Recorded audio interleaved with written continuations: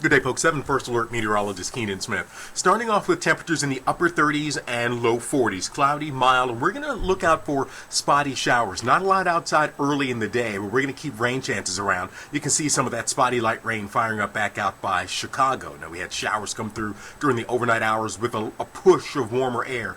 That push of warmer air will create thunderstorms back out to our west, including an area of potentially strong or explosive thunderstorms down by St. Louis. We don't have to worry about any severe weather for today, but by tonight we do have a chance for thunderstorms that move into the forecast. So here's a look at our futurecast. We'll take you hour by hour throughout the day. Spotty rain showers around during the morning, and even midday, a few chances for rain. You can see we're just going to be cloudy, damp, that low-end rain shower around. Then overnight tonight, a better, more well-developed chance for showers and storms for your Tuesday morning. Now those are not going to be strong or severe, but certainly could bring a downpour or two. I'm going to keep the weather impact today in the low zone. Spotty showers will dampen the roads, and that's about it. Otherwise, it's a mild day with a high near 58, cloudy with those spotty rain showers. Tonight, 52, showers and thunderstorms increasing, especially after midnight. Tomorrow, still looking for a mild day with a high temperature near 56 degrees, a 70% chance of rain. We're drying out for the second half of the day Tuesday. 45 degrees and